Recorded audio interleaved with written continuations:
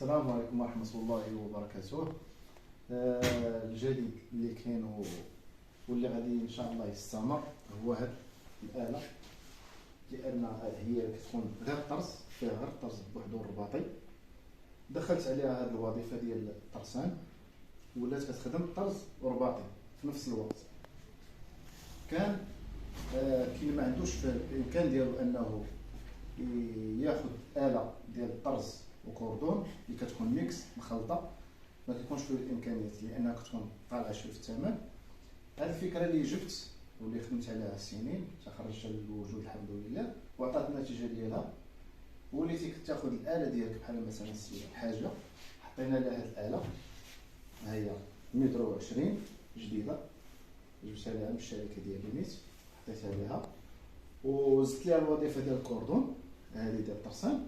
يعني ولات تخدم طرز وتخدم كوردون، يعني ربحات الفلوس وربحات العبار ديال المساحه، لان الطرز ديال الكوردون كبار من هذه بزاف. وحتى المرمى هذه فيها متر وعشرين، الاخرى فيها متر او متر وشي حاجه قليله.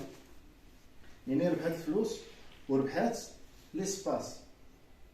وعاد الوظيفه، هذه الوظيفه يعني صحيحه تبارك الله، كلها ميكانيك، كلها ميكانيك، ما فيهاش كاع شي حاجه الكترونيك او الكتريك، كلها ميكانيك. وزايد على انها تخدم باعلى سرعه، ماشي بحال الاخرى ما تقدرش تخدم باعلى سرعه الاصليه. الا خدمت باعلى سرعه يعني تقدر تكوانسا، تقدر بزاف الحوايج.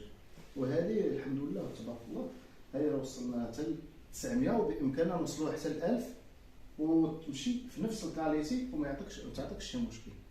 غادي نجربوها تشوفوها، ومن بعد هذه غادي تشوفوا فيديو اخر كيفاش خدامه، يعني في هذا الموديل ديال هاد لي ماشين هادو اللي هما الاش، وتشوف لي الموديل ديال لي ماشين اخرين اللي هما كبار اندستريال. شوفوا هنايا